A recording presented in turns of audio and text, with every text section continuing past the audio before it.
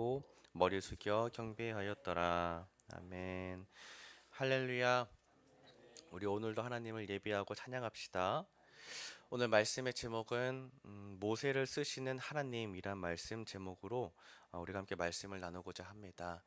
말씀 본문을 통해서 함께 묵상한 내용들 나눌 때 하나님이 내게 주신 은혜를 깊이 발견하시고 그 은혜 가운데 한 주 또 하루를 살아가시는 우리 여러분 되시기를 소망합니다. 오늘 말씀 제목처럼 하나님께서는 모세를 쓰시고자 하셨습니다. 그리고 쓰시고자 만들어 가셨습니다.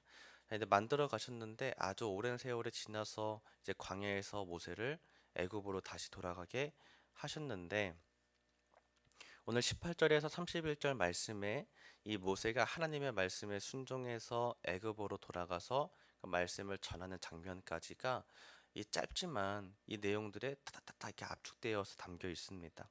자, 그렇기 때문에 어떻게 보면 짧을 수 있는 이 본문을 통해서 하나님께서 모세를 쓰셨을 때의 특징들, 또 어떻게 쓰셨는지, 어떤 것들을 만들어 가셨는지에 대한 것들을 오늘 말씀을 통해서 좀 알 수 있습니다.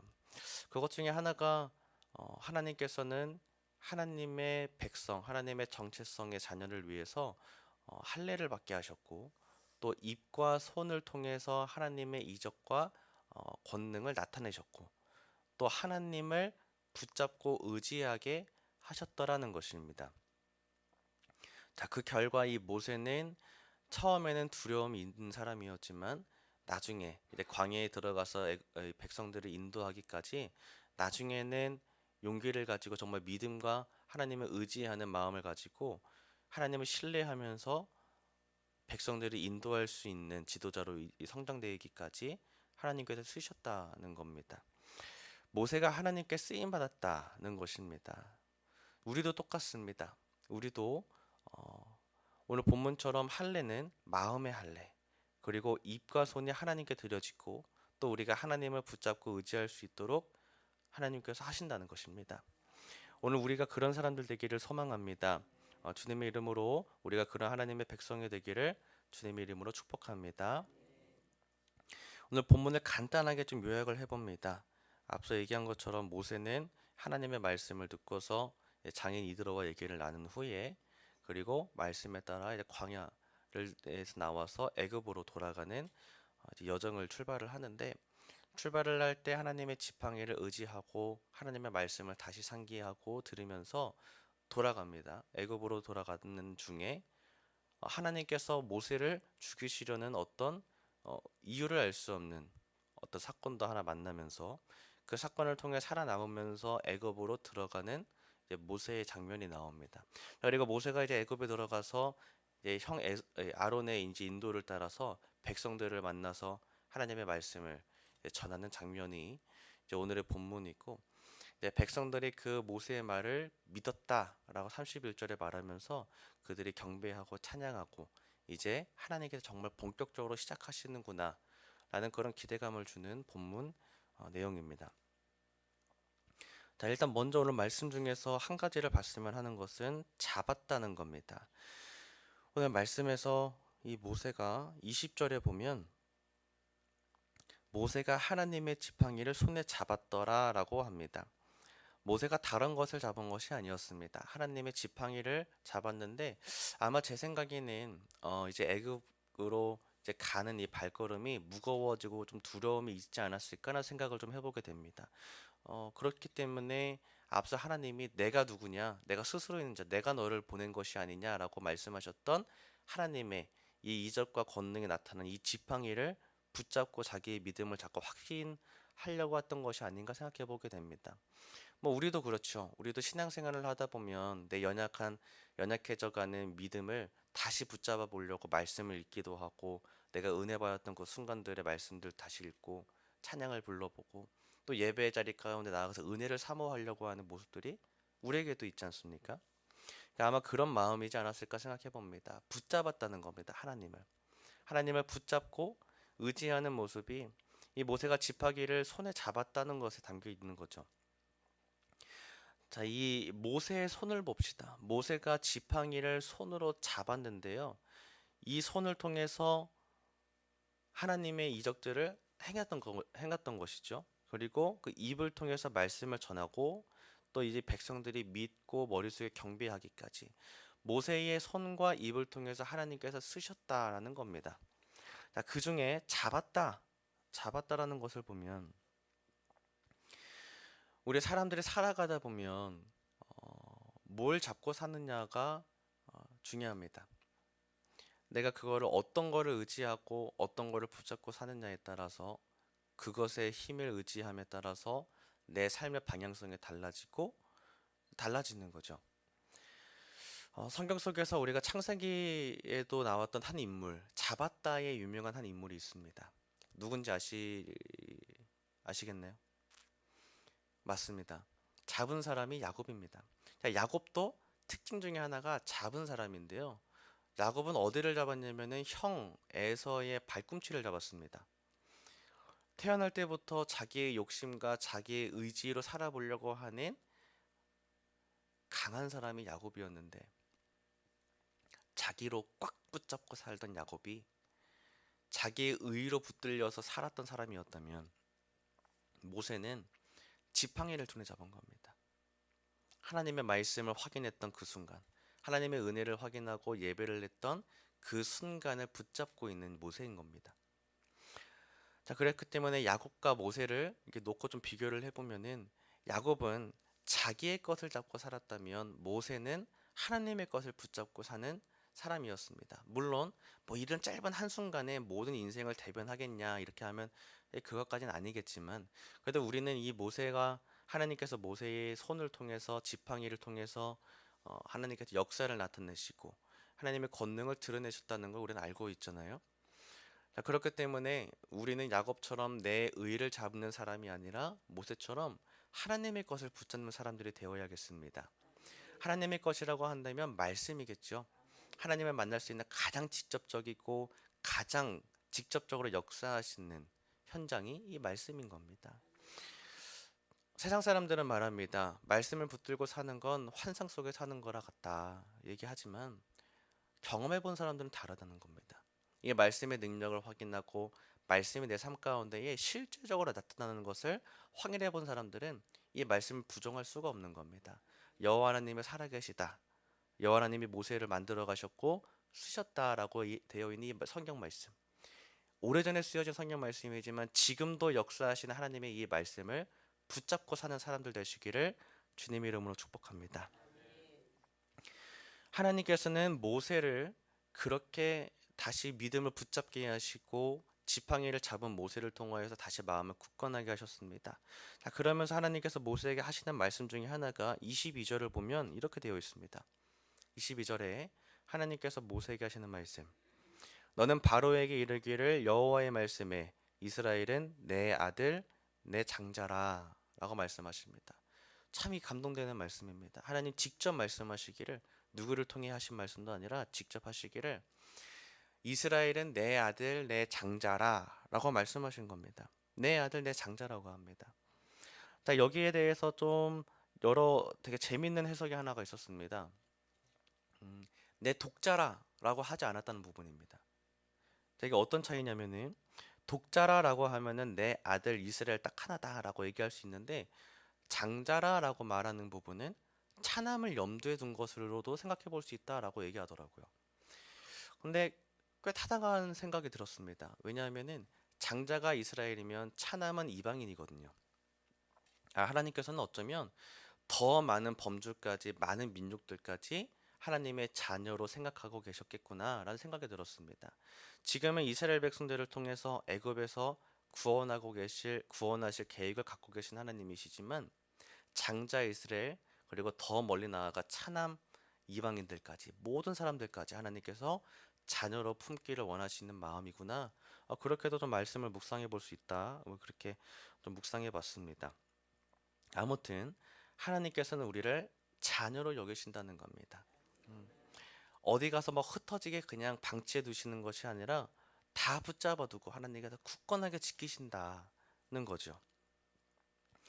자, 그러면서 이 하나님께서는 우리를 돌보시는 부모님이시라라는 것이 어디서 드러나냐면 이 이후에 애굽으로 돌아간 모세가 10가지 재앙과 열 가지 기적들을 이제 보였을 때 하나님께서 그렇게까지 하신 이유는 내 아들들, 내 딸들, 내 자녀들을 지키기 위해서 부모님께서 직접 기적을 역사하신다라는 것을 확인해 볼 수 있는 것이죠.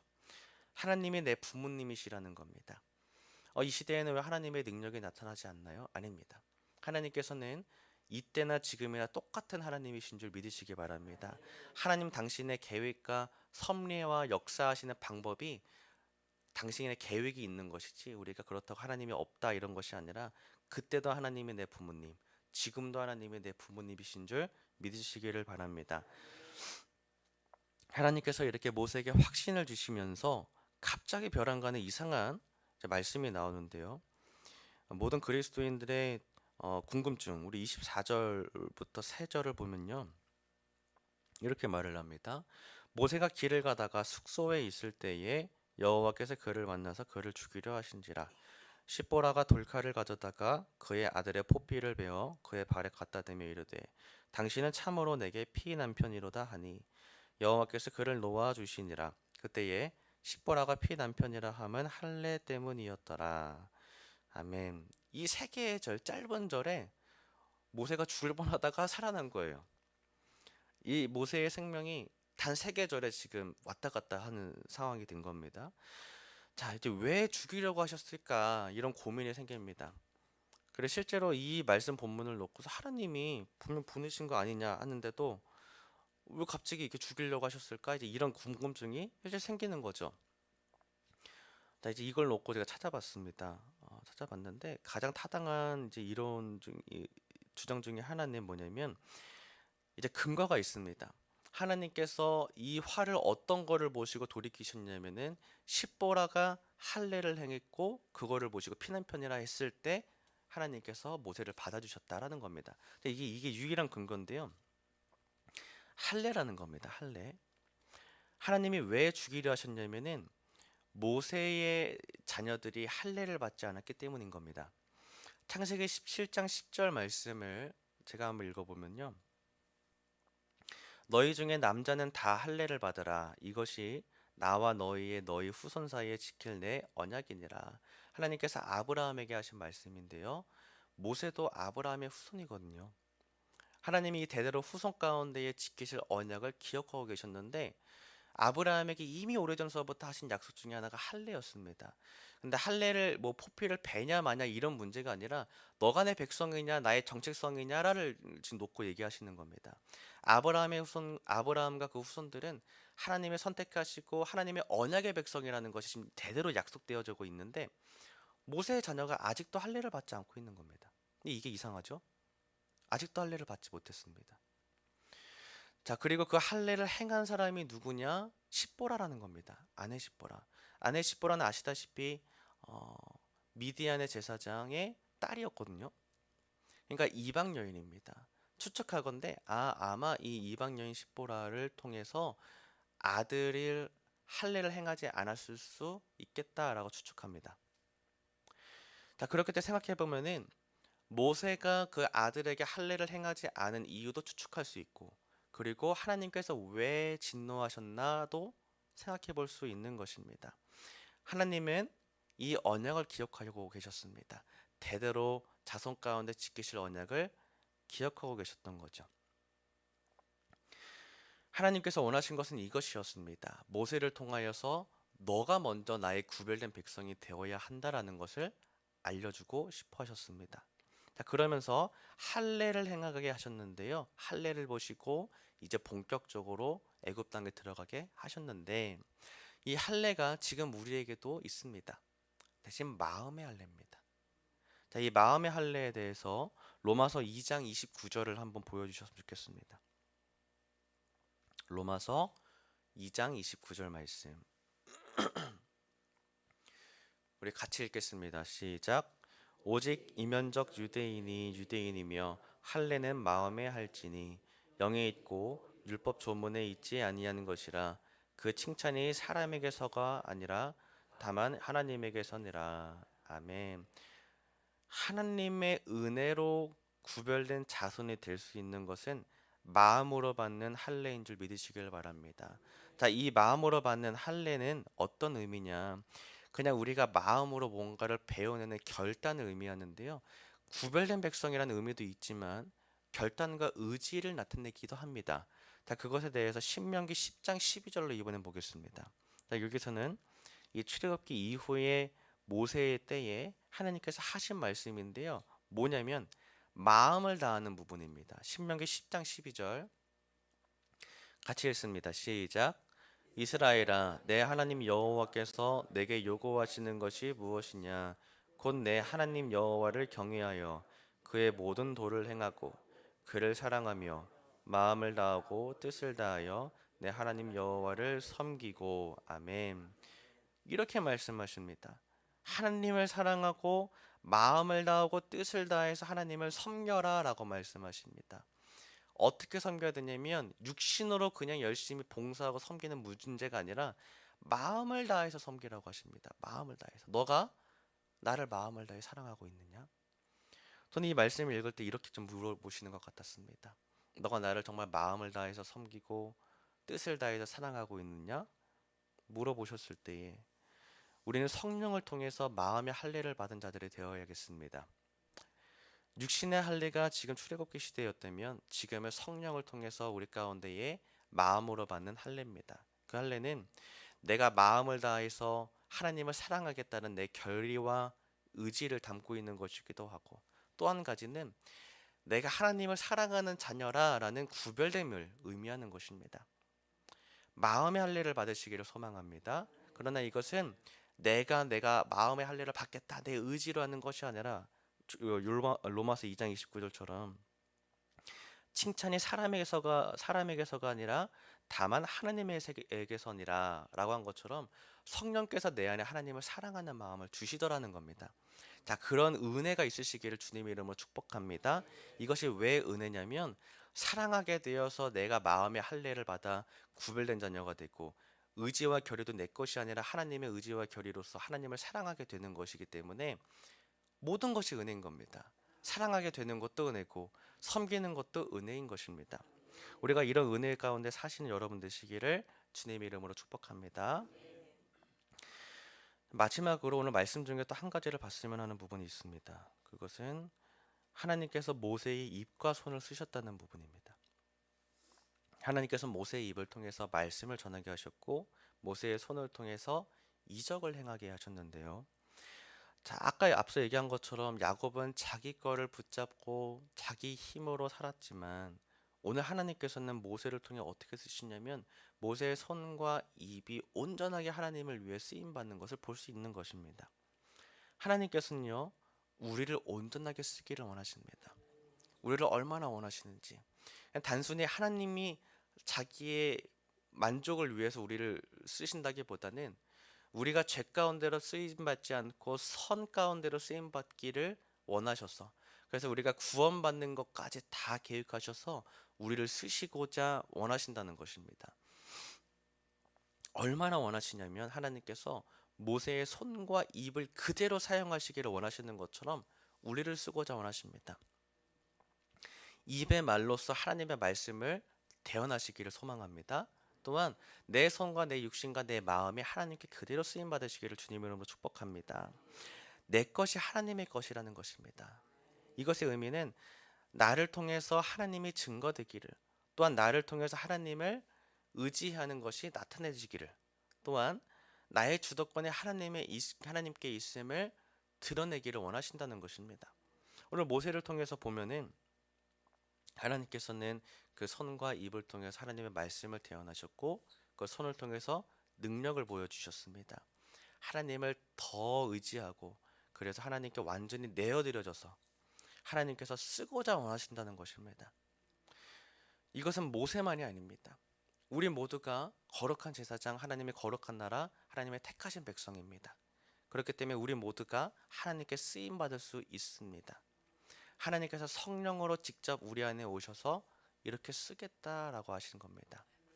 자, 그러기 위해서는 우리가 살아있는 말씀을 항상 가까이 해야겠습니다. 왜냐하면은 말씀에 능력이 있기 때문입니다. 그냥 우리가 기도해서 능력을 받는다는 것도 아니고 내가 열심히 해서 능력 받는 것이 아닙니다. 말씀의 능력이 있습니다. 기도할 때도 말씀으로 기도해 보시기를 바랍니다. 그리고 내 삶 가운데 말씀을 그대로 다 옮겨놔서 말씀대로 이루어지는 말씀의 이야기를 삶을 살아가시는 우리 여러분들 되시기를 주님 이름으로 축복합니다. 말씀을 정리합니다. 오늘 말씀을 정리하면서 우리가 이런 것들을 보게 됩니다. 하나님께서 모세를 만들어 가셨고 또 준비하셔서 최종적으로 준비하신 후에 애굽으로 들어가서 진짜 본격적으로 쓰시는구나. 자, 모세는 참 대단한 지도자였습니다. 그래서 모세를 보면 마치 나와 다른 사람인 것처럼 모세는 이렇게 했는데 여기 중에 하나 정도는 배워가야지 이렇게 생각할 수도 있는데 그것이 아니라 모세를 통해 쓰신 하나님이 핵심이거든요. 이 하나님이 지금 나에게도 똑같이 하시는 겁니다. 내가 너한테는 이 정도만 해볼게가 아니라 온전히 쓰시기를 원하시는 것입니다. 그렇기 때문에 나를 내어드려야 합니다. 내 손과 입을 통해서 하나님의 말씀이 드러나기를, 하나님의 능력이 그대로 드러나기를 바라시기를 우리가 기도했으면 좋겠습니다. 자, 그러기 위하여서는 마음의 할례를 받아 하나님을 전심으로 사랑하고 또한 내 입과 손이 하나님께 쓰임 받기를 소망합니다. 또한 하나님께서 그는 우리를 어떻게 여기시냐면 장자라, 내 사랑하는 아들이라 여기십니다. 부모님 되신 하나님께서 내 삶 가운데에 이렇게 붙드십니다. 10가지 재앙도 일으키셨던 것처럼 하나님의 권능의 손이 나를 붙드신다는 것입니다. 나의 부모님 되신 하나님을 경험하시고 또 하나님께 쓰임 받아서 하나님을 그대로 증거하시는 삶을 사시는 우리 미화정교회 성도님들 되시기를 주님의 이름으로 축복합니다. 우리 함께 기도 제목 같이 읽으시고 우리 찬송가 425장 찬송하겠습니다.